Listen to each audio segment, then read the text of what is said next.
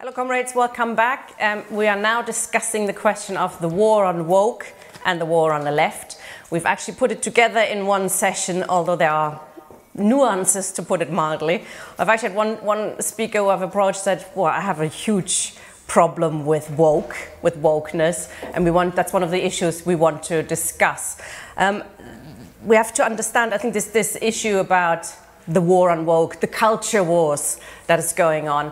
We have to understand that very much as an attack on the left, even though they might be attacking some things we don't like either, like cancel culture, like no platforming, etc.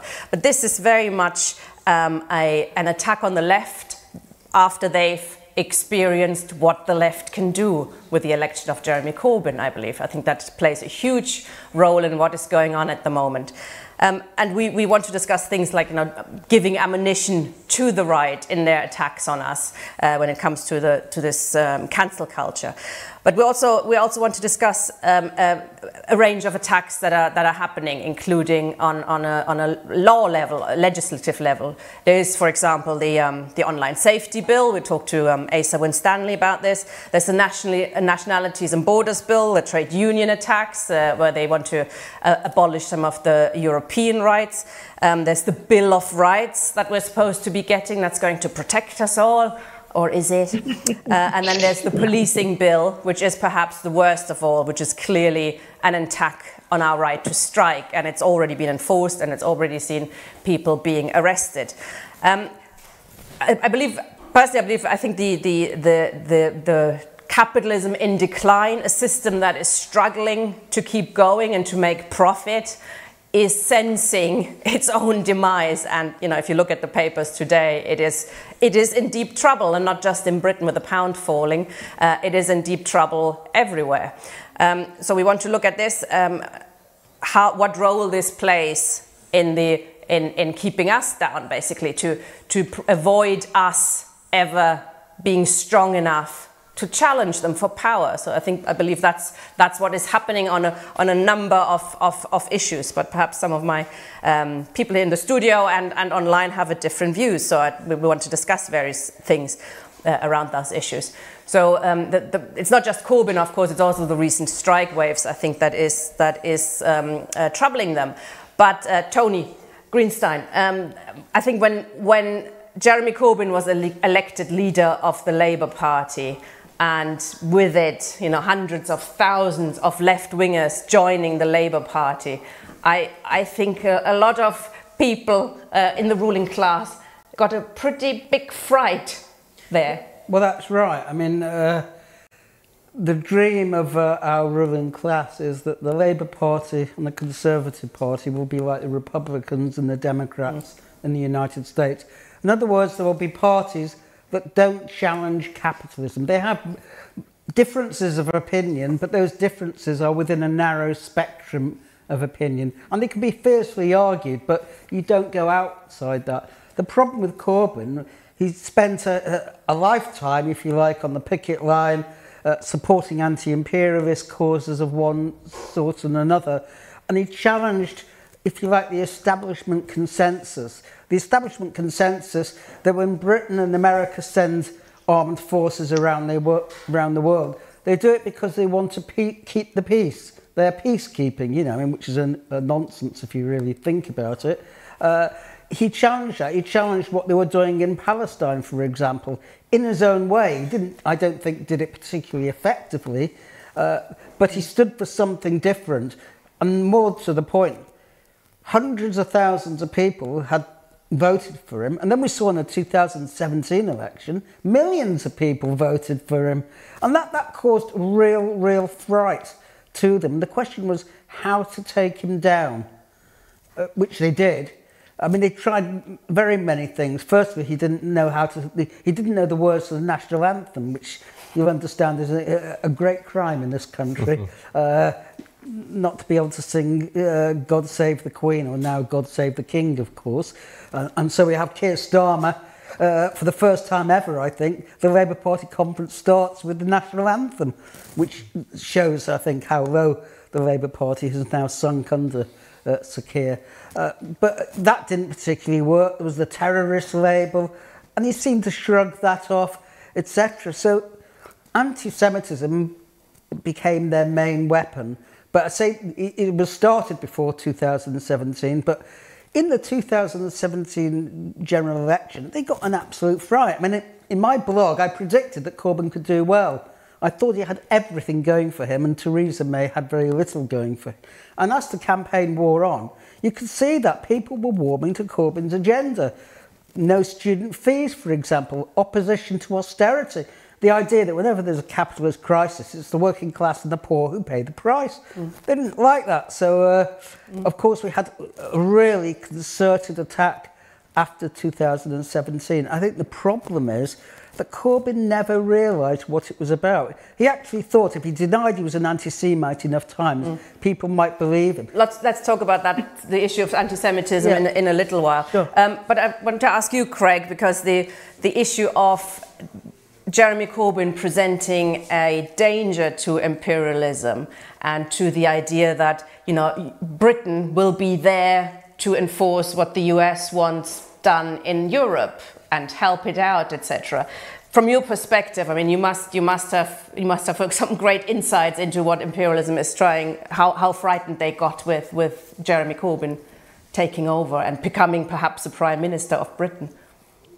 Yeah, I think, and we shouldn't exaggerate the extent of the threat to the established order that Jeremy represents, in that most of Jeremy's opinions, particularly his economic opinions, were pretty mainstream in the 1970s. You know, he wasn't trying to fundamentally alter the United Kingdom. He was attempting to move it back in a social democratic direction. That might be a good way of putting it. But the entire notion of class-based politics has been delegitimized in the UK, and the idea of a politician who was trying to unite working people in their class interest, as opposed to divide them using identity politics of race, for example, which is the classic technique the ruling class used to distract the bulk of the population. That scared them. In foreign policy, yes, in foreign policy he was a slightly more radical departure, in that we know that he himself is a unilateralist, is not pro-NATO, and certainly would not be likely as Prime Minister to agree to any more wars of intervention abroad. And that would indeed scare them, the idea that we are not going to be simply if you like, a loyal lieutenant of the United States abroad, is something which the establishment, the military establishment in particular, and the intelligence service, would find very hard to put up with. Can you give us an insight in what they did, or how they probably reacted to the Corbyn danger? I mean, it's interesting to theorise as to what would have happened had he you know, managed to gain a few tens of thousands more votes and do slightly better than he did in the 2017 election. Undoubtedly, there are people in the establishment who would consider extra parliamentary military action to be legitimate in those circumstances to prevent a left-wing Prime Minister. That's true.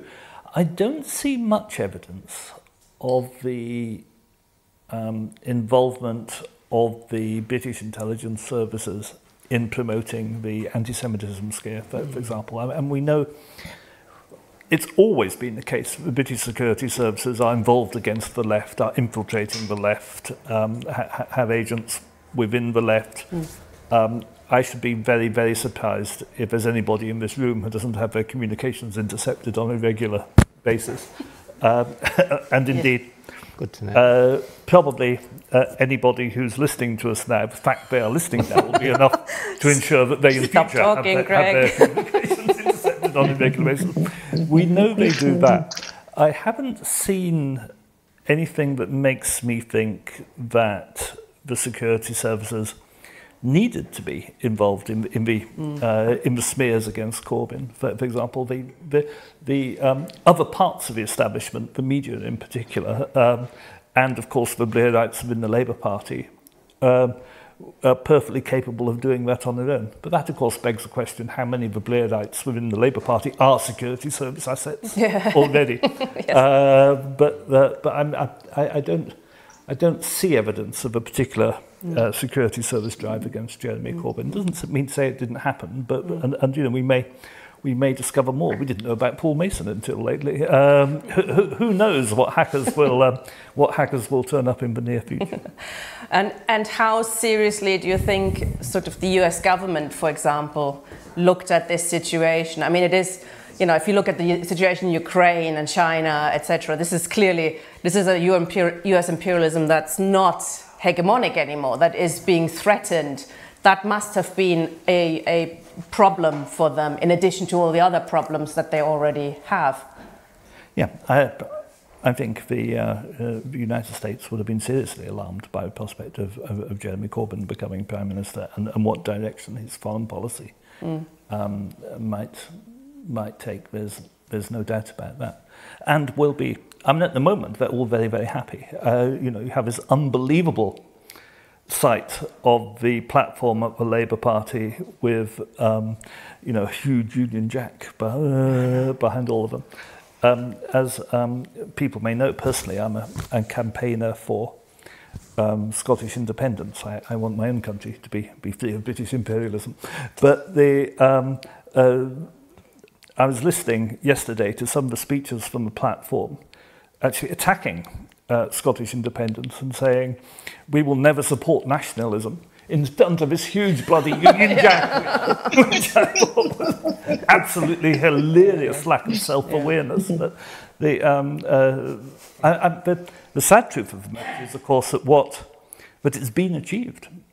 You know, the hundreds of thousands of people who joined the Labour Party because of Jeremy Corbyn have now nearly all gone. You have, we're in Liverpool in the margins of a Labour Party conference, which consists essentially of corporations lobbying and trying to get to sponsor individual future cabinet ministers in the Starmer cabinet. And there's a kind of corporate jamboree where the interaction between the leadership and those close to the leadership and ordinary delegates is next to nil. So you know, we're, in a sense, there's little point in discussing what happened. It has happened, and the question really is where we go from here. Yes, and learning some lessons from it, and we will get to that. But just to speak to Asa now, if we can, who's joining us on Zoom. Asa, the way the anti-Semitism smear campaign was reflected in the media. I mean, you, as part of the electronic intifada, you have played a huge part in exposing that as well. Can you just sort of sum it up, how the IRA in particular, the IRA misdefinition, fake definition of anti-Semitism has been used as a weapon against us?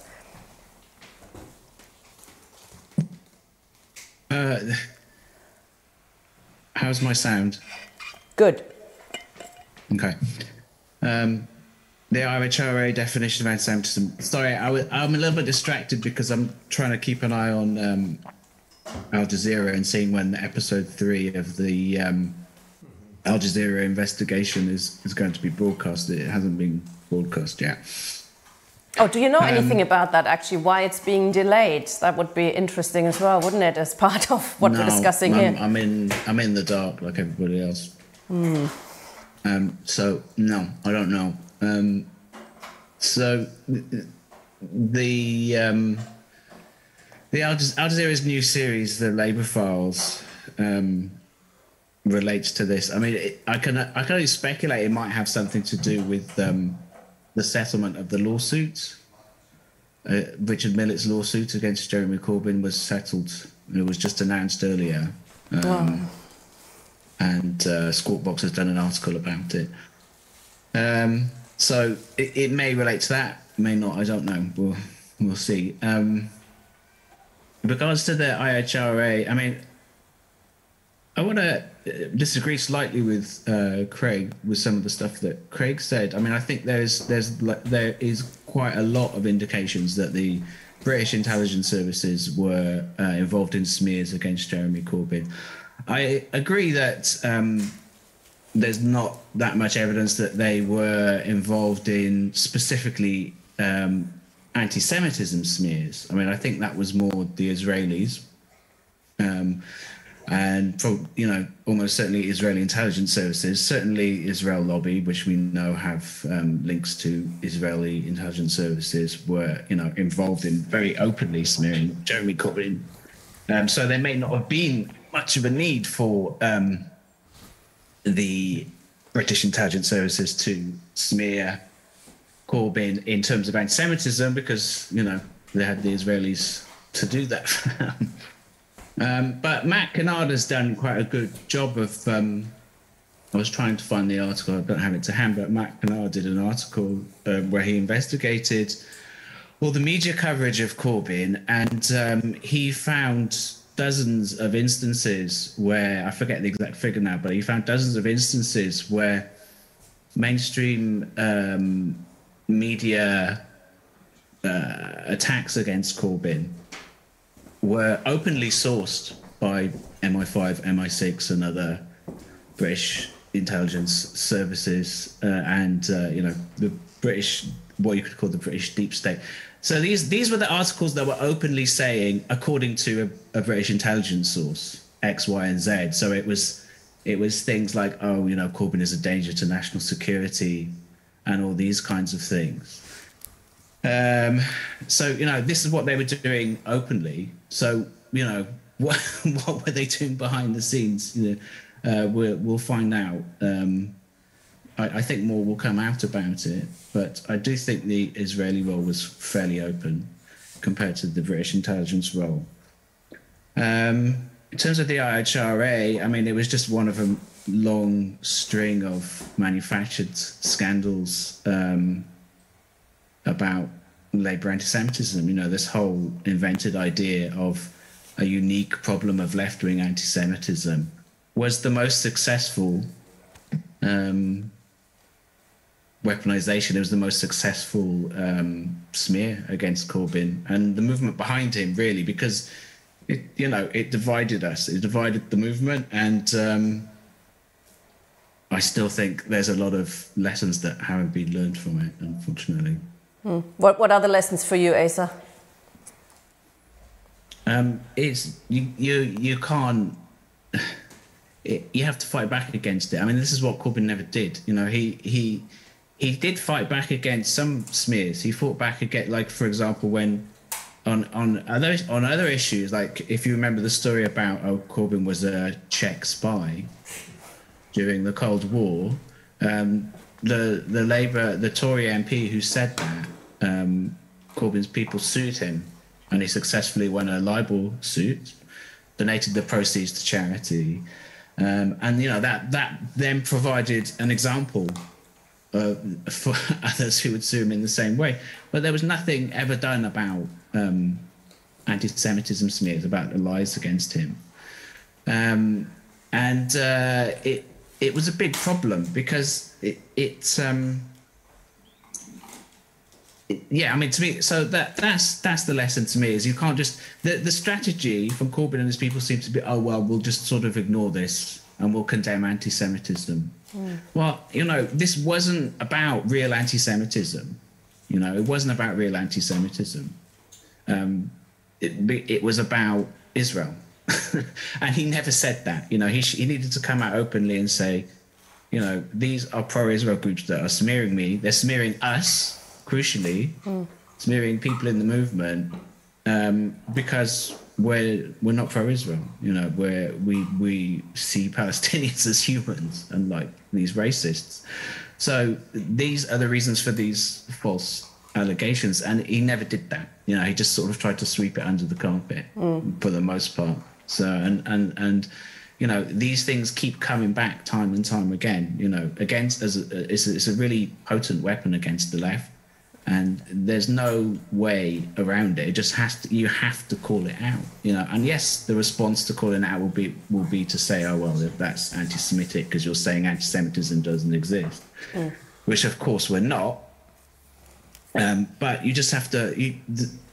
That's the only thing. Doesn't mean you'll necessarily win, but the only way it could possibly win is by fighting back against it. And Jeremy Corbyn never did that. And we had a new charge invented for particularly that crime, and with denialism. That's the charge that was levelled against Chris Williamson, of course, one of the most prominent members of prominent victims of this particular witch hunt. Now, the way this has been used, of course, is to attack free speech as well. There's the whole IRA fake definition of anti-Semitism. This is the key problem, I think, in Corbyn also not fighting back. Yes, it led to his defeat, but it also leads now to an ongoing attempt, and a very successful attempt, to shut down free speech far beyond the Labour Party, media, universities. Can you tell us a little bit about how you're experiencing, in conjunction, particularly with the online safety bill, how media and independent media are coming under attack now? Yeah, so the IHRA definition of anti-Semitism, or the IHRA misdefinition of anti-Semitism, as Tony has correctly characterized it, is a good example of how not fighting back against anti-Semitism smears was detrimental not only to the Corbyn movement but to the wider left, because it then the fact that the Labour Party under Jeremy Corbyn, you know, despite his own personal opinions, the Labour Party under Jeremy Corbyn embraced this poisonous misdefinition of anti-Semitism, which is really all about actually not protecting Jews but supporting Israel, and, you know, mislabeling Palestine solidarity as anti-Semitism in a formalised way.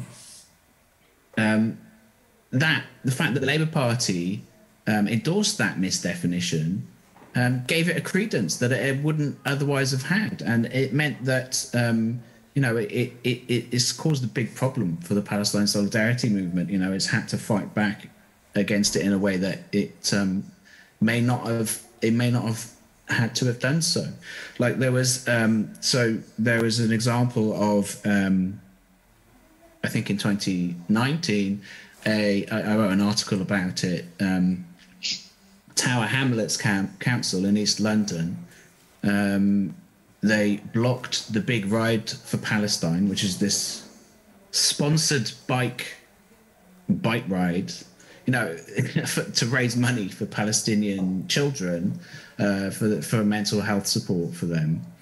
It's the most like non-confrontational Palestine solidarity group that you can possibly imagine, and yet they were banned by Tower Hamlets Council from using the parks in East London as a rallying point for the ride.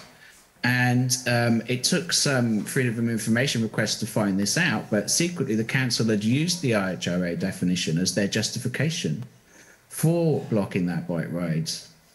The rallying point, because they said, oh well, you know, it says on their website that Israel is an apartheid state, which, you know, we all know of course it is, and all credible or well, we should say all mainstream human rights groups have have said that now, you know, including Amnesty International and the Israeli human rights group B'Tselem have all said Israel's an apartheid state. So, and yet this East London Council, which at the time was a Labour council, said they specifically said in their internal emails, which were only obtained through freedom of information, that the IHRA meant that we couldn't have this bike ride. So and the fact of all the so-called controversy in the Labour Party about this document, you without that happening and without the Labour Party endorsing that document, you can't imagine that the council would have acted in the same way. So, you know, it's caused a big problem, and for the Palestine Solidarity Movement, and for wider freedom of speech issues. And I want to speak to Jackie about this now, because Tony, Jackie, the issue of cancel culture I was going to discuss with you. It is the Daily Mail is involved in a campaign, you know, to call for free speech. We are against cancel culture, and we are against no platforming, etc. Which is a problem, I think, because our movement has actually helped to give them weapons to be able to fight that war against us. You have quite strong views on that issue, haven't you? Yeah, because I kind of feel like singing that song, whoops, we've done it again, sort of thing, because I'm going to pick up on something that Asa said, because actually he didn't just ignore it, Corbyn, he kept on apologising for it, which was worse than ignoring it, because as soon as you apologise, you open the space out wider for people to imagine and fill that space with a fantasy of how much anti-Semitism there must be for this man to have to apologise for it. Yeah. And he apologised for it, I think, for a number of reasons, of course. One of which was because, you know, he's the best vicar that politics has ever had, and he wants everyone to be nice and happy. And he was genuinely sorry that anybody had been hurt. Genuinely sorry that anybody had been hurt. Personally, I'm not sorry at all that Zionists were hurt.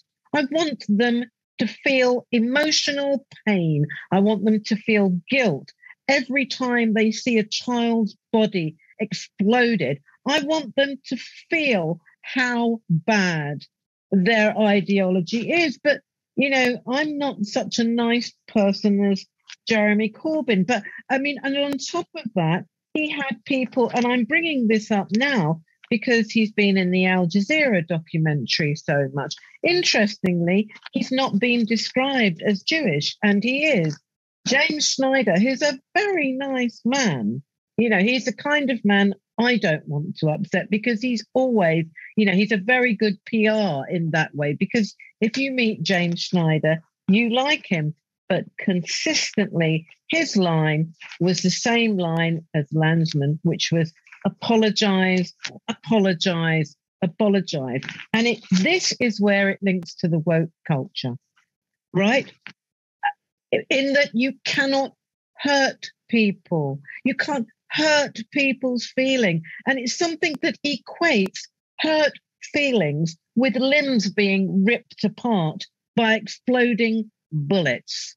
And it's not the same kind of thing at all. And I also want to say something about this issue of woke culture, because I think we should, you know, take the practice of our ancestors back and reclaim the word woke. Woke started as a black term. It was part of the black movement saying, you know, we're woke to what's going on in this world. And we are woke to what is actually going on. And what they have done, and what too many on the left has enabled the right, the male, you know, the right of the Labour Party and the soft left to do is use our tools actually against us. Because who has been cancelled?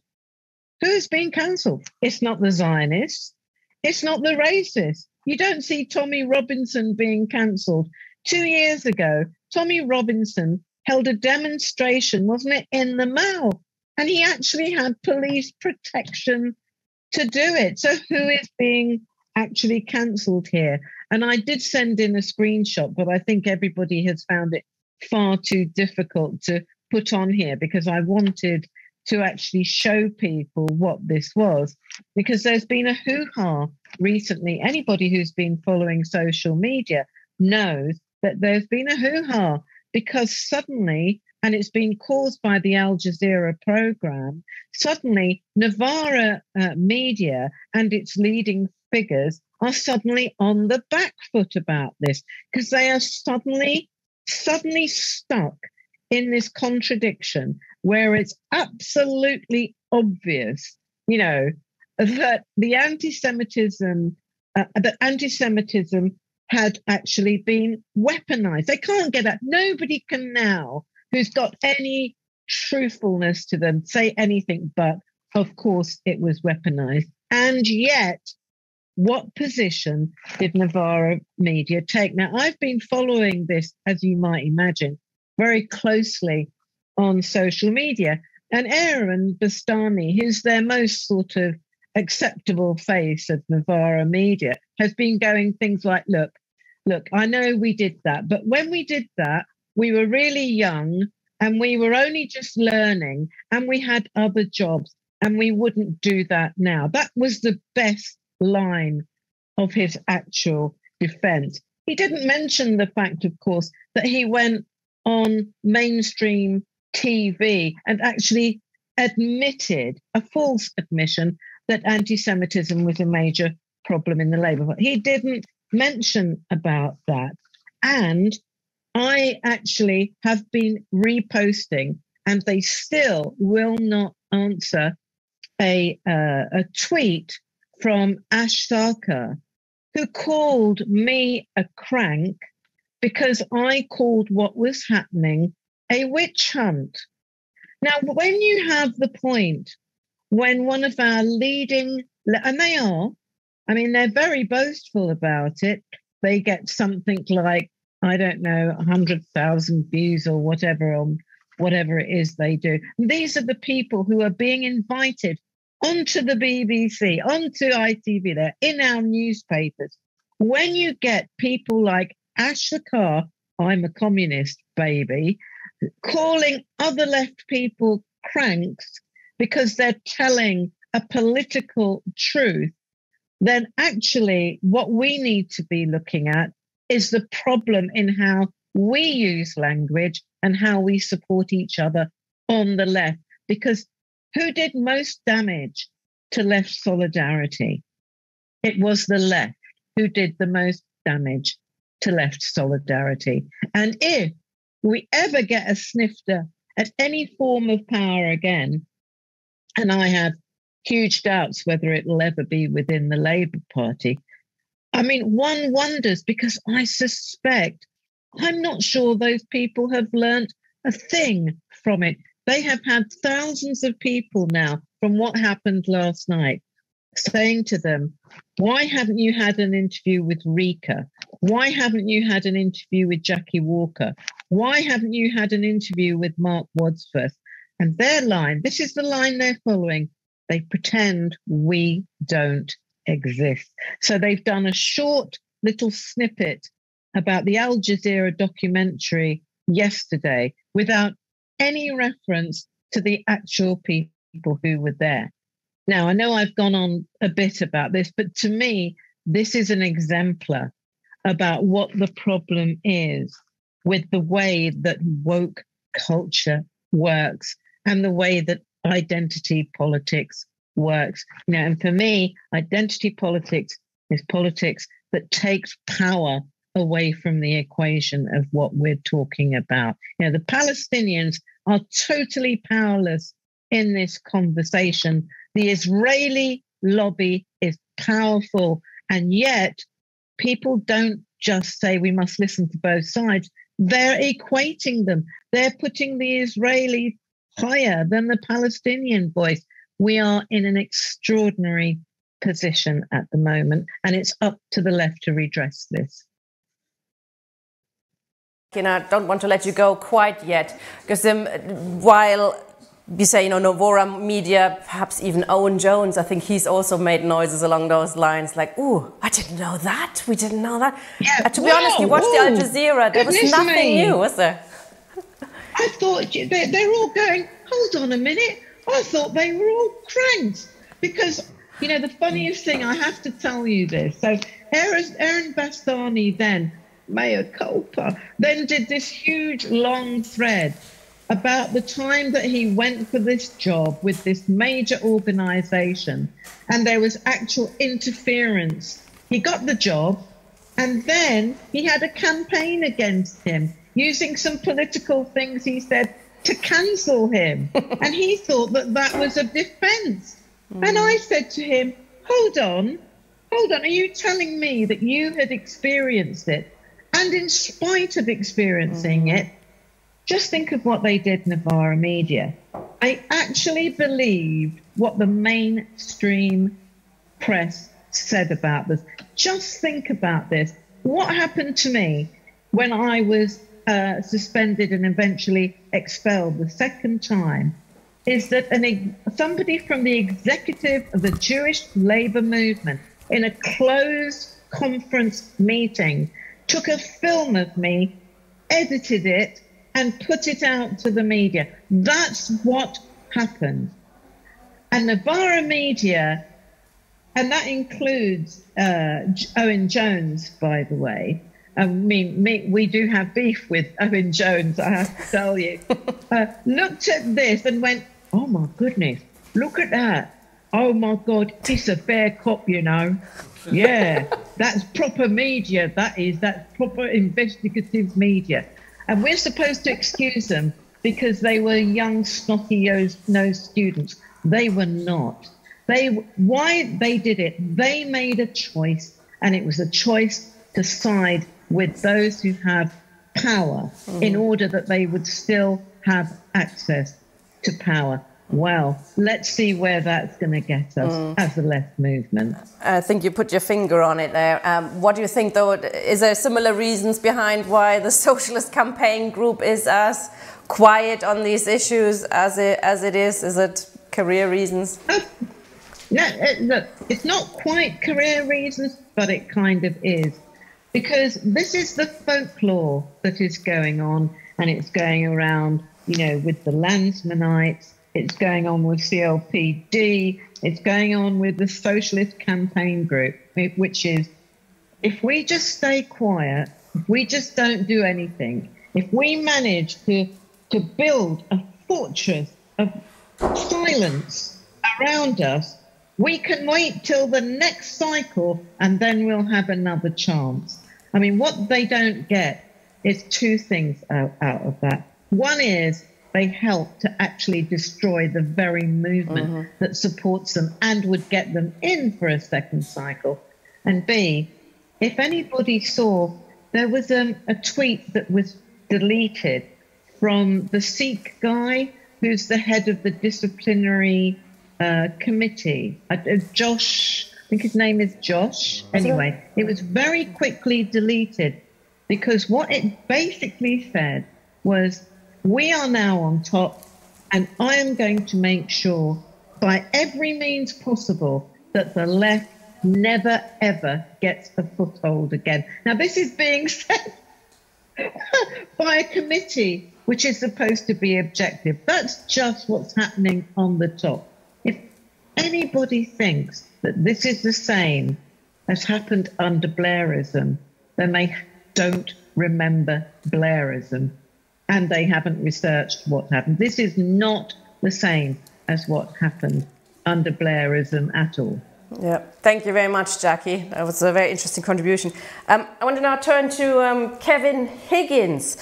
As a poet, you will have had a particular experience of the culture wars and not having your work published. It's not sort of mainstream what you do, is it? No, although within 7 months between December 21 and June of this year, I managed to get both expelled from the Labour Party for publishing a poem ridiculing their disciplinary procedures in Socialist Appeal, and also then to get effectively blacklisted by the Irish Times because I wrote a poem satirising one of their journalists who had written a big witch-hunting attack on Claire Daly and Mick Wallace because of their opposition to NATO and the sanctions and all of that in the Ukraine-Russia war. So, yes, it's not mainstream, but they do care. And I think the thing is, I mean, I've written that poem that I read earlier, when it was published, it caused mayhem online. The comments were absolutely insane. Someone said, this is like Brendan O'Neill of Spiked Online with line breaks. Now, that is, do you know, the thing is, they believe it, but I actually think that there's another thing, and we see it in the literary world, and I think that Owen Jones and Novara Media are doing the same. They're building a brand. I think neoliberalism is so inside them that they do not realize what they're doing, and they are building a brand going forward that a major concern is, don't ever be accused of anything. Don't ever put yourself in a position where anyone can say this or that. I would actually switch it round and say that if you are a threat to the establishment, then at this stage, if someone hasn't accused you of something, then why? Like, seriously, what have you been doing? You were obviously seen as no threat at all. And I think with the word woke, I think Jackie is right about reclaiming the origins of it. There is a world of difference, and they are completely different people who would be doing it. The tearing down of the statue in Bristol, the slave owner, that has got, the Daily Mail will say that's woke culture, it's getting rid of history. That is, it's active, people are going out there, people who they're not thinking, how will this play for the possibility of me keeping my column in The Guardian? You know, and in the literary world, you have many, many people, and they are really liberals, maybe left liberals, and they are deeply concerned about how they are perceived, and the establishment reward them, and they see them as absolutely and totally safe. And I think the only thing to do is to keep going. I think what Corbyn could have said is to quote a great political philosopher, Mandy Rice Davis, who said when the Tory peer denied having anything to do with her in the court case, she said, well, he would say that, wouldn't he? Well, they would say that, wouldn't they? Of course they will. In America, my wife is American, Susan, and she hasn't the political background that I had, but she became a Bernie Sanders supporter. And of course, there you had the whole thing of the Bernie bros. Oh, sexism, all of that. When Corbyn first appointed his first shadow cabinet, the criticism was there weren't enough women in it. They are looking, they use those things now, and it will happen again, which the rise of Sinn Féin in Ireland, obviously people know Sinn Féin's history and the IRA connection and so on. That hasn't stopped their rise. The Irish media and establishment will be looking out for, and even a woman who is in one of my poetry workshops said, they haven't yet found their anti-Semitism thing to go with them. And again, Sinn Féin would have a similar sort of, you know, mildly, compared to the 1970s, mildly social democratic agenda, but even that now is seen as a threat because everything else has moved so far. So I think it will be, in the future, it will be a weapon that will be used, and I think an important thing to do would be to talk to new people, obviously new people coming into activism. It is quite shocking, the stuff that was in the Al Jazeera documentary. It's very, very dark stuff. But I think people should be educated to say, you will be attacked. These people will say anything. You cannot reason with them.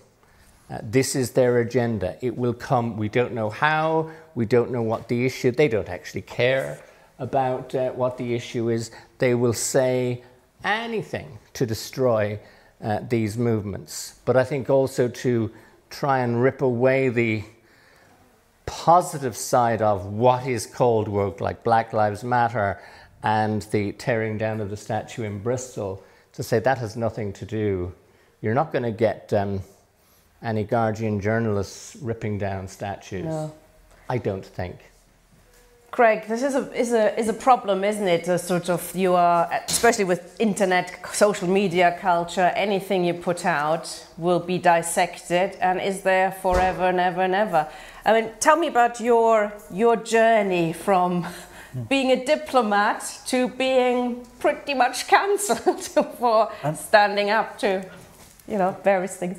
I'll start by saying that I'm one of the few people in the whole of the United Kingdom who is officially not an anti-Semite.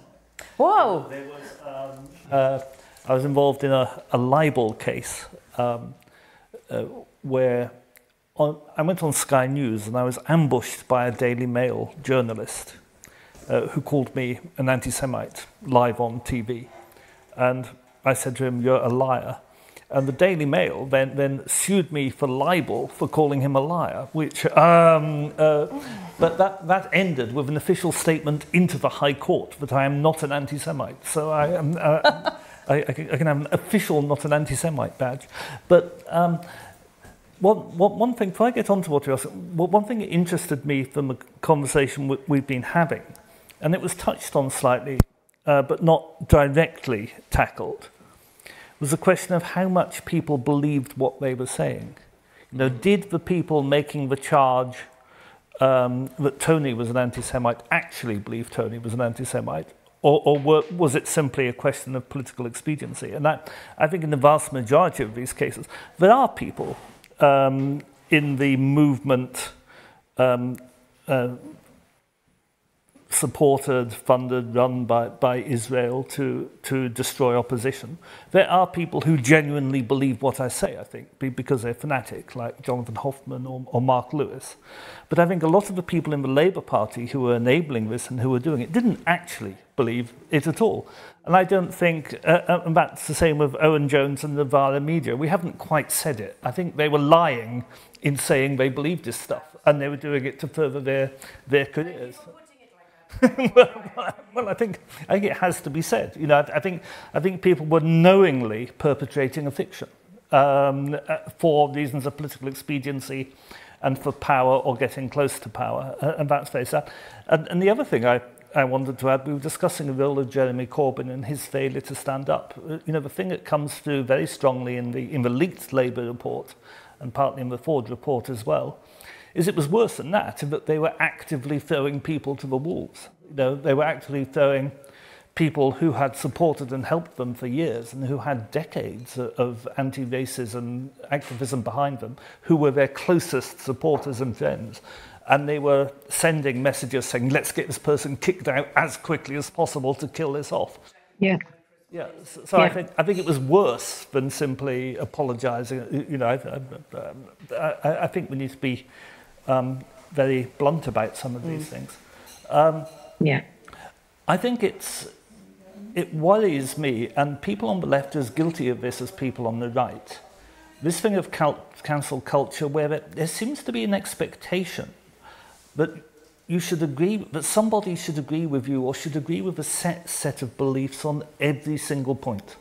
And that if on one thing they have a different belief, that invalidates everything else. Mm-hmm. And that if somebody, even if somebody does, and we've all said something stupid from time to time, you know, we all think of things we've said we embarrassed us or we regretted saying later.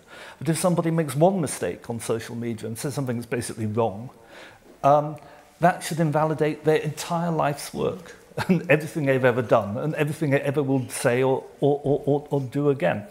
And the notion that there is only one way to think, and that any other way of thinking is invalid or any other opinion is invalid, is a very dangerous one. And it's one that, of course, you know, naturally it's very hard to accept some opinions where someone is say somebody is openly misogynist or openly racist. You know, plainly you'll think that's a very bad person, and it will very much colour your opinion of everything else they say. The fact that, well, this is a racist misogynist, you know, but it doesn't necessarily make them wrong about absolutely everything else. And by by insisting that people, by the left insisting that people who hold views viewed unacceptable are no platformed completely, it gives a weapon the right can use against the left as well. And I do worry about it. I saw just yesterday somebody was actually having a conversation with me recommending I look at certain podcasts by Jordan Peterson, for example. I said, well, I don't want to look at any podcasts by Jordan Peterson because I have seen a podcast in which he claims that people, basically that black people have a lower IQ. He doesn't, being Jordan Peterson, he puts it in fancier language, but that's what he said, no doubt about it. And because of that, I'm not going to look at anything else by him. So we're all susceptible to this. You know, we write people off because of one thing they say or one thing they've done. But in many cases with people, it can be something they regretted saying or they got muddled or made a slip or whatever. But it's frozen there in aspic on social media and people get cancelled too soon. I think tolerance, understanding and forgiveness. And it's also sometimes important to understand why people have the views they do. I used to live in Ramsgate, which had the highest UKIP vote in the UK, and where a lot of ordinary working class people bluntly are very racist. You know, people would say things to me in the street, people I knew or around I was interacting with, would say things to me expecting I would agree with them. You know, horrible racist things. But you had to understand that they lived in an area of extremely high deprivation. They had very, very limited access to information. You know, they were reading The Sun. They probably had very low education. They were very poor. They were unemployed. And people had drummed this into them. You know, they had been propagandized into this belief. They weren't born as evil people. So to write off any individual because they hold some you know, bad beliefs is very difficult. I think tolerance, understanding and kindness is often, you can't do that with, and there are people who are privileged and wealthy and also racist. There's no excuse for that. That's a different thing. But I think simply writing off human beings, nobody is all bad.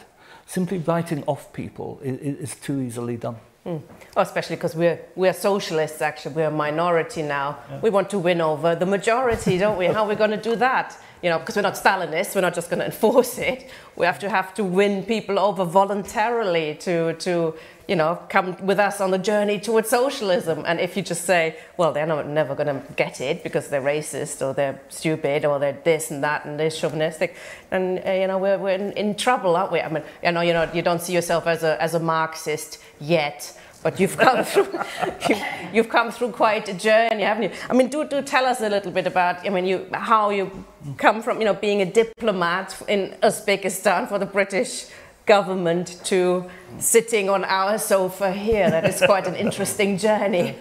Yeah, well, I was in the Foreign Office for 22 years. I was in the senior management structure of the Foreign Office for 6 years, and I had really quite a successful career. I was Britain's youngest ambassador when appointed ambassador. But I came across, firstly, I used to run the unit doing surveillance of Iraqi weapons procurement. So I knew for certain that Iraq didn't have any WMD, and I knew that we knew, if you see what I mean. So I knew that the dirty dossier was knowingly lies. And when you're going into an illegal war on the basis of lies that you know for certain are lies. And I knew the people who wrote the dossier very well. And I knew they were lying. Why were they lying? Did they get pressure? Did they get told we need something now? Yeah. Was it as simple as that? I mean, mostly, yes. And mostly pure careerism. I mean, John Scarlett, who was the main author, became the head of MI6, became Sir John Scarlett. He's probably Lord Scarlett by now. But and you ask why they did it, that's why they did it. Most of them were very career-driven, but there were other people who were good people who were pressured and browbeaten. There was one guy in research analysts in the Foreign Office, just a junior guy, but he, part of the material was stuff under his purview. It's the stuff on which he was the expert. And he was basically yelled and shouted at until he cried. He told me afterwards, which was quite strange. Other people were just cynical about it. And there are others, civil servants, who persuade themselves that this is part of democracy. I'm a civil service, the elected government. This is democracy. I do what they tell me. That's the way people justify it to themselves, to keep them doing it. Anyway, so we had that, and then I went to Uzbekistan. Tell me just one thing. But tell me, when you say then, when in your structure, and you tell them, we know this isn't true, what's the reaction? I thought there was one guy who was also at Dundee University like me. His name was Bill Patey, and he at that time was head of the Middle Eastern department of the Foreign Office, or Near Eastern North African department, I think it was called. And I met him in the corridor just after the Dirty Dossier was published. And I said to him, Bill, this dossier, has something happened I don't know about, or is it just nonsense? And he said, of course, it's bollocks. And he laughed and sort of wandered on down the corridor. And he became Sir William Patey, and British ambassador to Iraq eventually, and British ambassador to Afghanistan. But one of the difficult things about this is he's a very nice person. And this all goes to the banality of evil, and the way that people justify doing terrible things because the government tells them to do it, and I've seen it happen. But then, just to finish off on my personal journey, I got to Uzbekistan, and I came across torture and extraordinary rendition and collusion in torture there, and that's what caused me. And I couldn't carry on doing what I was doing without being personally complicit at that stage.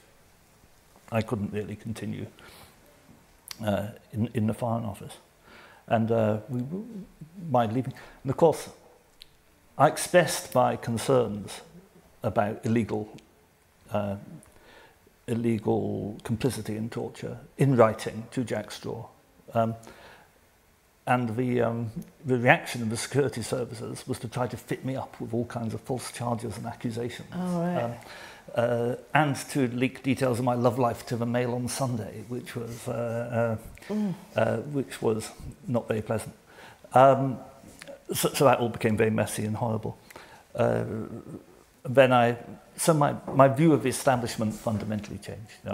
I saw how incredibly rotten the structure I'd worked in, and worked in fairly happily for 22 years was, and saw how things that I found totally morally unacceptable, I just couldn't go along with something that involved my being silent about and even complicit in administering to some extent torture.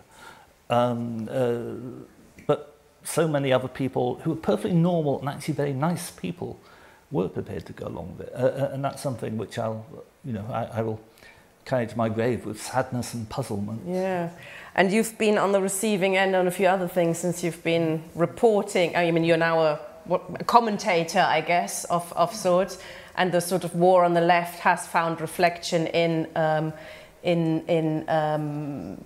you can publish, or how independent media can be published, etc. How can you describe that? Yeah, no, that's been very difficult.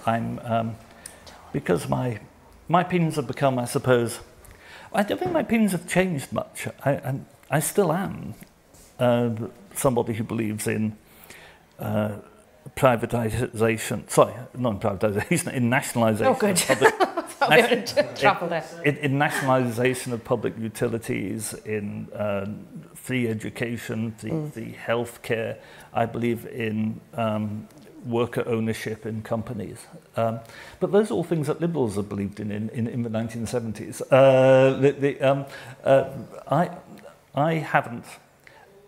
I wasn't considered left-wing in the 1970s when I first took an interest in politics. I don't think my views have changed at all, and now I'm on the far left. And that's really very, very peculiar. But I suffer partly because, of course, I'm also involved with or closely cooperate with WikiLeaks and Julian Assange. and because I became a whistleblower myself on torture and extraordinary rendition, I come in from constant targeting for denial of service attacks on my website, for heavy suppression on social media. I've never been closed down by PayPal, which is very strange. It's what belongs. And of course, I became the only journalist to go to jail. Well, I was the first journalist for 50 years to go to jail for contempt of court, and the only person who's had a similar length of sentence to me for journalism in the last century was Bertrand Russell. So I feel very proud of that. I think that was rather good. But I spent 4 months in jail last year, which all which was very unpleasant. How is it going to jail, as you know, from being a diplomat and then having to go to jail? The food's better for a diplomat, but jail is itself a part of class oppression. I mean, 99% of the people in prison are people from the poorest levels of society. You can tell who's going to be in jail in Scotland by their postcode, literally. You really can.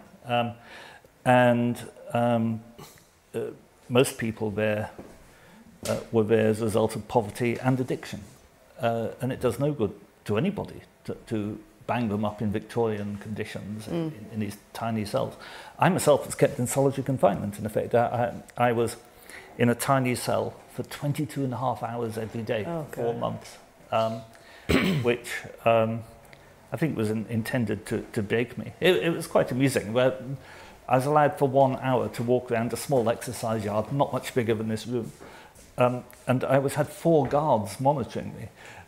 Just what they thought I was going to do. I have no idea. But it was a difficult, it was an extremely difficult thing to go through. But I fear, we have this terrible attack on dissenters at the moment. Yep. On the 10th of October, this trial starts of the Palestinian activists, where they're being charged with blackmail for going on hunger strike, where the state is saying that a hunger strike to try to close down an Israeli arms factory amounts to blackmail. They're trying to blackmail the factory into closing down. And blackmail, carries a prison sentence of, I think, up to 8 years. 14, I believe. 14 years. And that's just astonishing. It's horrendous. And it's plainly illegitimate. The idea that a hunger strike is blackmail is absolute nonsense. But I think, there are many more very decent people who are going to see the inside of a jail as political prisoners in the coming few months. The policing bill will make sure of that. For example, you, Tony, huh? Tony, you're probably going to be one of them. Well, I'm up before the Crown Court in March for Palestine action, so I may well be joining you, as it were. So how do you, we're talking about the war on the left and the war on woke. This is reflected in independent journalists trying to publish stuff. You've just said you've had your PayPal account frozen. How is that? Well, I just got an email out of the blue one day from PayPal saying you breached your terms of service. We're closing your account. They refused to tell me what the breach was. But eventually I got out of them that I was too great a risk. They wouldn't elaborate risk to whom or what kind of risk or anything else. But it's quite clear that PayPal have engaged in a politically discriminatory action. And researching it a bit for a blog, I found that PayPal refuses Palestinians on the West Bank to have a PayPal account, which would be very easy in terms of transfer of money. It's a very useful facility. Jewish settlers are entitled to it. So, that is overt racism, racist discrimination, which PayPal doesn't even deny. So, yes, and this happened to Assange. He had his credit cards cancelled when he was in Sweden, all of a sudden. So, I mean, America, because of its use of the dollar as a reserve currency, puts pressure on various financial companies, all of whom are nearly all of whom are American, to target people because of their political orientation. So we have to fight. And the role of independent media is becoming more and more difficult as well, isn't it? I mean, Absolutely. we do rely, that's a problem, isn't it? We rely on Zoom, we rely on PayPal, we rely on, you know, The Guardian, etc., or the internet provider even. I mean, it can become quite difficult, I think, under certain circumstances when the working class rises again, they can switch us off. Well, that's happening in Tehran now, and Iran over the protest by the women. They're cutting off internet to different cities to try and clamp down. At the same time, Facebook allowed itself to be used in Myanmar in order to whip up hatred against the Rohingya. So they've actually, and elsewhere in the world, so I mean, the social media has been used quite consciously for pogromists. In Israel, I mean, Palestinian posts get taken down regularly. They work hand in hand with the Israeli security services. So, yes, it's a struggle. I mean, I run a blog. I've had a blog for 14 years on Blogspot, which is run by Google.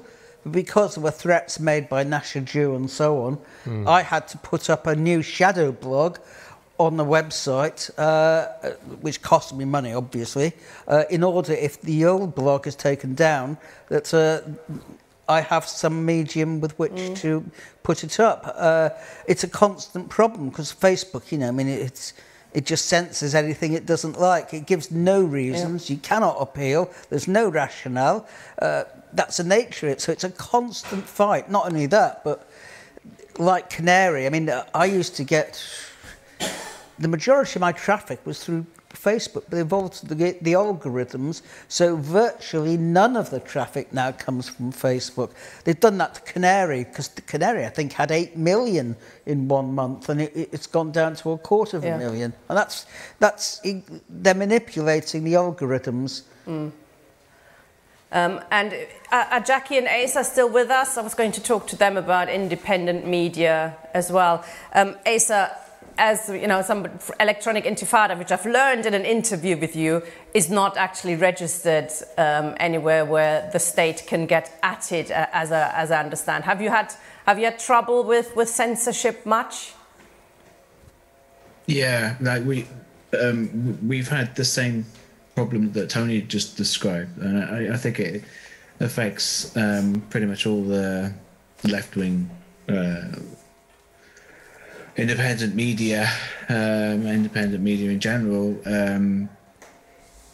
It goes back to 2016 when Facebook and the other social media giants, Google, Facebook, and the others, they altered as Tony described, they altered the algorithms so that to favor away from organizations and to favor personal content, just somebody posting on their own personal Facebook page. That was the pretext for it, but it was really a way to restrict the traffic to independent sources of media, basically. So yeah, I mean, we've had similar problems that the Canary and has had and that Tony describes. It's a kind, I mean, you could call it shadow banning, I suppose. You can publish, but your traffic is restricted compared to what it was. These Silicon Valley giants have got a lot of power, basically, and it causes problems. And say, for example, if a situation like in Iran happens where the government says we don't actually want anybody on the left now to speak anymore, and we're just going to switch off all the servers, etc. I mean, is there anything we can actually do to prevent something like that? I mean, should we, build our own internet providers, as the next step in the fight to establish independent media that could actually sustain proper real life censorship.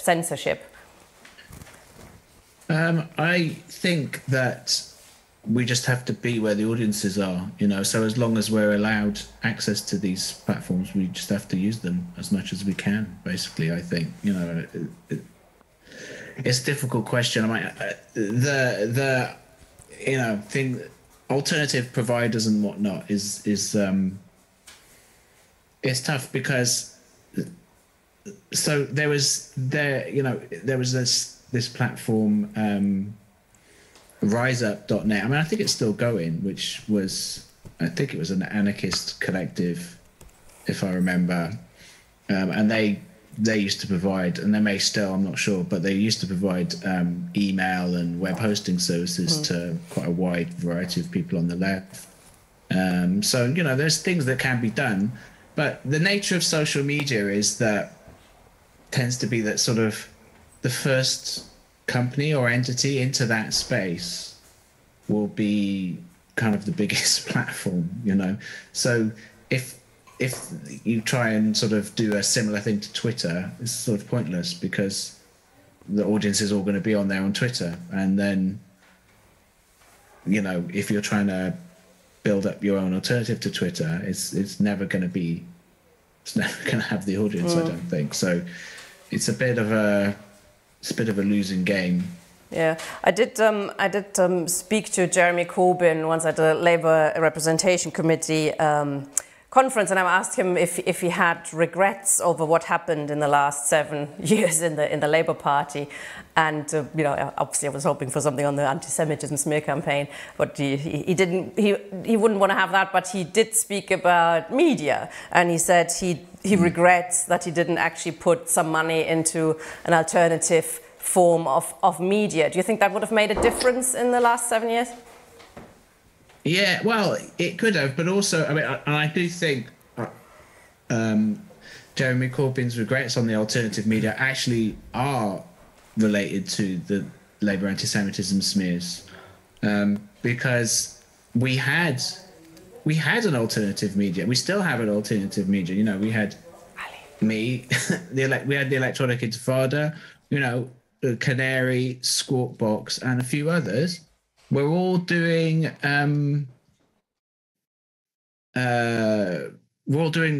good reporting on, Navarra was doing really bad reporting and they were contributing towards the smears. But we did have, Tony alone was Tony's blog is really excellent. And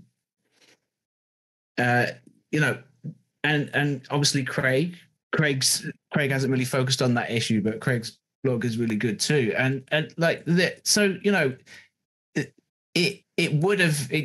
think it did make a difference. We didn't make enough of a difference, obviously, to get Jeremy Corbyn to power. But yeah, if a way for Corbyn to fight back would have been for him to actually engage with us, because he never engaged with any of us. This is the thing. I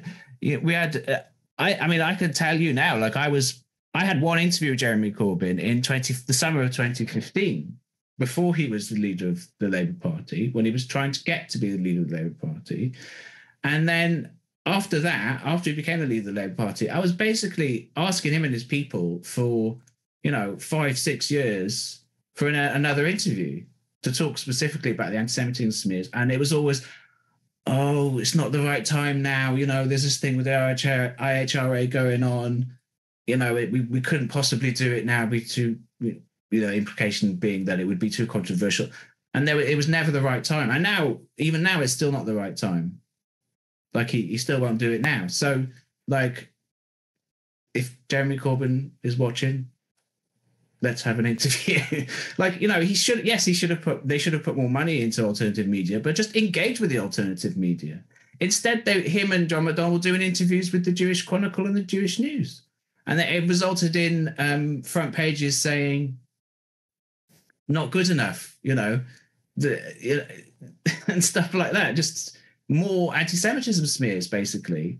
And it's like you're trying to win over your enemies and shunning your friends. Like these people are never going to be won over because they are deadly enemies.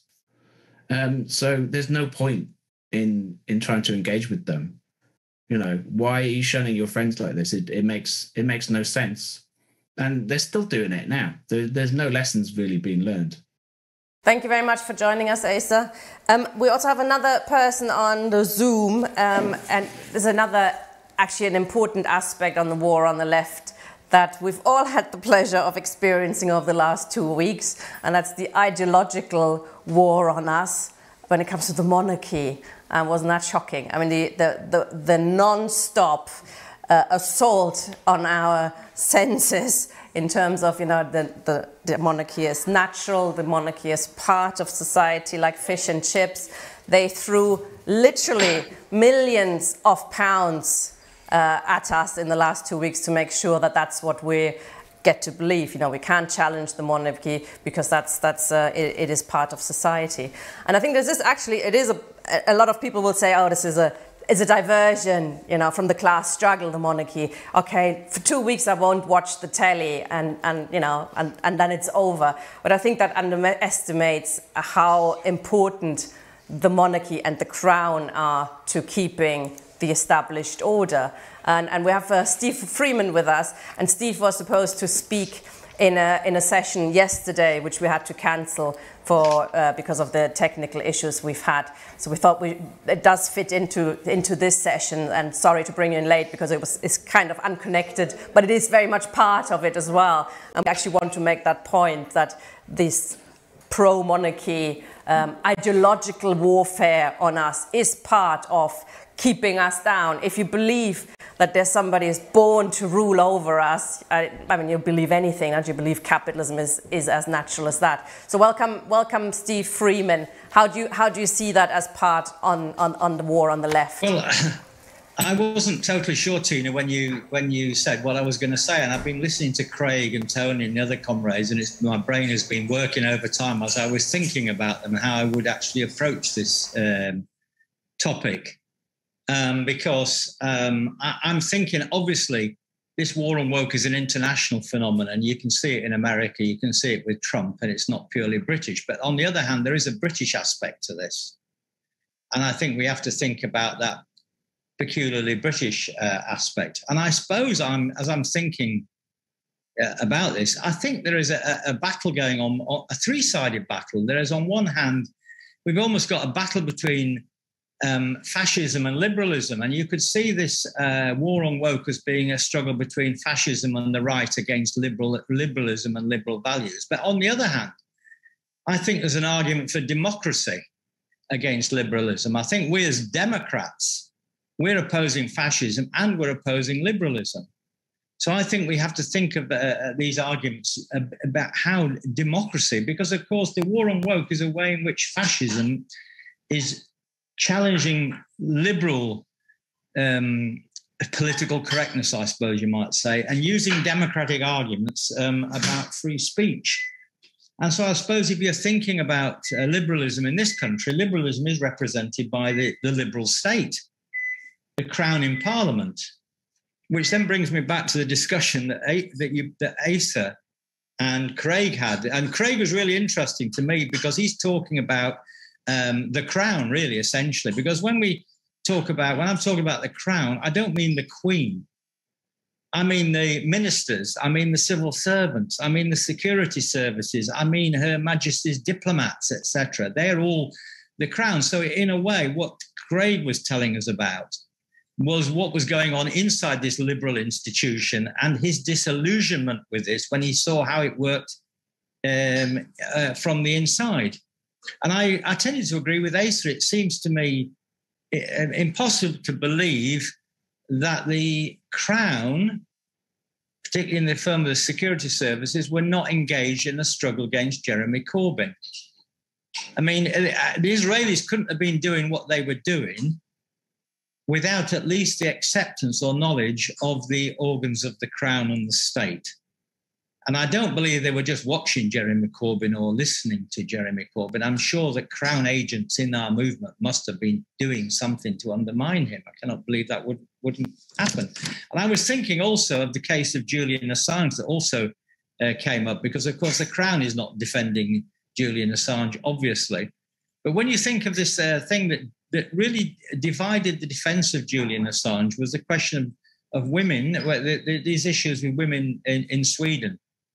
And that really divided liberal opinion. Up until that point, liberal opinion was supporting Julian Assange. And when that issue of the cases in Sweden came up, it almost split the democratic defence, I think, which we have to make of Julian Assange, because what we're as Democrats doing, we're defending the right of free speech and the right to know, and all those other things, and the right to a fair trial. So I think we have seen, as you said, Tina, somebody got up this week, didn't they? And they held up a placard saying "Not my king." Okay, and then a whole argument followed from that about whether they'd have a right to say that during a funeral. But I think the context, and I'll just end on this point. Okay, I won't go too long. I think there's a big context of this, is that we are in a major crisis of our democracy, and that crisis of democracy, which has developed, I think, since the post-war period, right up to the 1970s, when we had this social and constitutional monarchy that has been steadily dismantled by neoliberalism, right the way up to the financial crisis of 2008. And then after 2008, with the austerity policies, our democracy is almost kind of imploded. We had the Scottish referendum, which, again, Craig, I think, referred to his position on that. We had the election of Corbyn. We had the Brexit vote that nobody's mentioned, but that was a very decisive thing. It split Scotland and Northern Ireland from England and Wales. Then we had the proroguing of Parliament. Then we had ignoring the ministerial code by Boris Johnson, which was one of the fundamentals of how our constitution is supposed to work, even if it didn't work. So if our whole democracy is in crisis, then the big danger is we're going to get a polarization. And I think we're having that polarization between a fascism and authoritarianism on one side, because the center will not hold. And we have to develop a democratic and republican alternative to that. And that's why the question of free speech is not just on its own. It has to be seen as part of a struggle for democracy and for a new democracy. And I think that what's happening in Scotland, what's happening in Northern Ireland, what's happening in Wales is also part of that. So I think we have to locate this war on woke in the historical period that we're now in, and which in one sense you can look at the 70 years of Her Majesty, as it were, that's just come to an end. That's also kind of part of that story, and I won't try to weave all that into this. So I think that what we have to have is a very strong democratic and republican perspective at the current moment in time. And then that's part of what Craig is talking about. We have to get rid of unionism as well as the monarchy. So I'm an English, Craig. I'm an English anti-unionist, Craig, so as well as a Republican. And hopefully you are too, all right? We're not English, we're Scottish anti-unionist. Thanks very much for joining us, and apologies that we couldn't run that session Up the Republic, which I think was quite an apt name, and I was looking forward to it. But I think we've covered quite a lot of issues, and I think Steve is right also to put this war on woke, bring it back, and actually locate why it is taking place. It's not from a point of strength. I don't think the ruling class is particularly strong at the moment internationally. It's a sign of weakness, and it is crumbling. The working class is not yet ready to take over, but it's certainly, they're preparing for a period when we are getting stronger. When at the moment the unions are only taking defensive actions, but it could easily, once you're successful with achieving higher wages, or even when you're successful in challenging the monarchy, that rule, which I think is right. That's why it's wrong to say it's a diversion. Once we've challenged the monarchy, it could lead to all sorts of things. So just summing up now, Kevin, for an Irishman, how did you envisage, or how did you experience the sort of the death of the Queen, the new king rising, and that kind of assault on us all? My first thought was to feel sorry for the many people I know in the UK who are not monarchists, and the assault that their senses would face. Now, it was considerable on our own because obviously we get a lot of UK TV channels, and the amount of stuff that was cancelled was just astonishing. So what we did was we didn't watch the BBC for a week, but we kind of popped in to see, are they still at it after a week? But one thing, my wife's mom is from East Belfast. She lives in East Belfast, which is absolutely staunchly loyalist. It's 98.6% Protestant.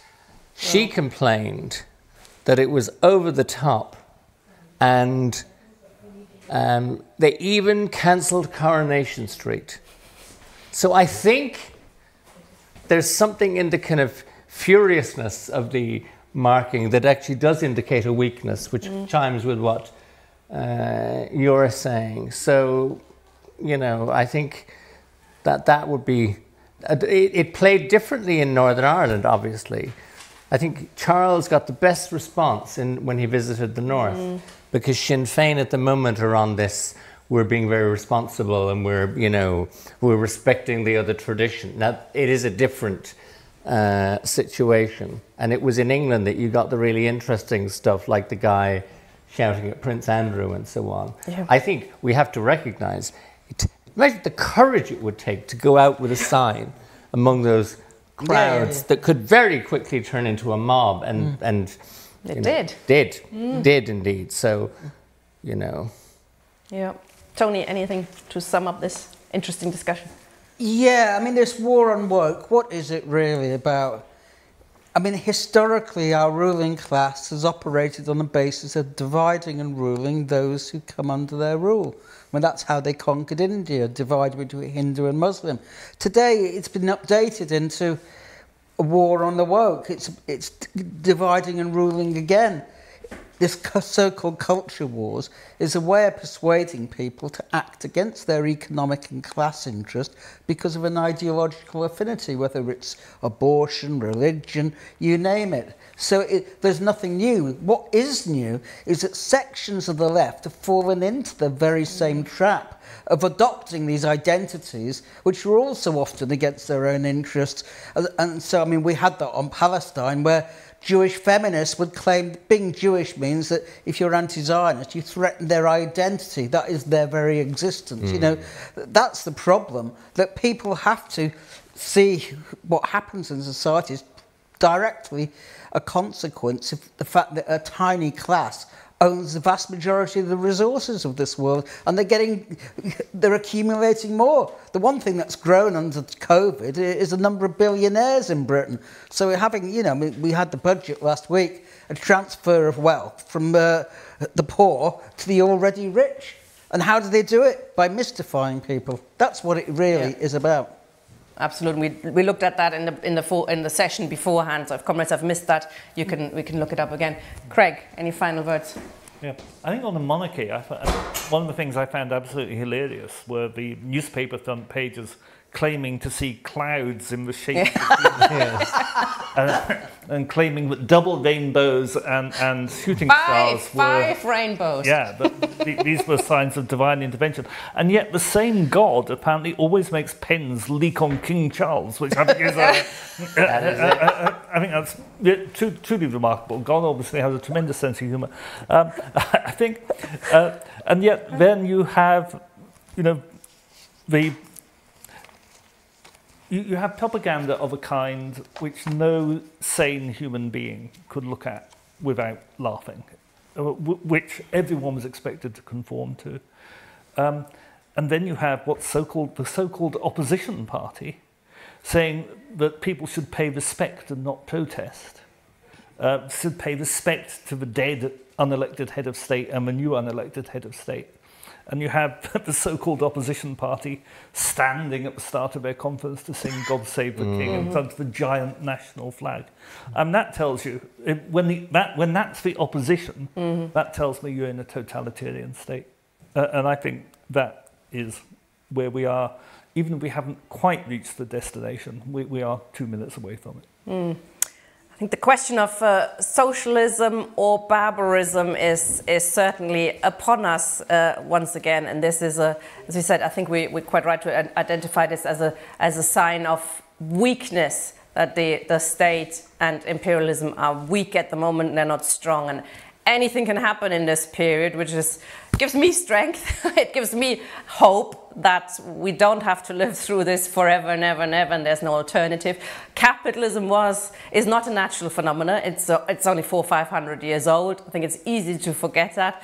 And class rule is a little bit older, but it wasn't always so. And we can reclaim some, we can hope for a future that is not defined by class rule. And I think we are in a period where these ideas will have to be discussed. We should look back at periods like primitive communism, like all of these phases that have existed, and where people live together in a very different way. And that's some of these things we're discussing here today. So thank you very much for everybody who's participated in this panel. I thought it was a very interesting discussion. We're now going to a video, and then we're having a poem, I believe, by Theo. Another poem, and then we are going to the discussion on pride and reclaiming LGBT rights. See you in a bit.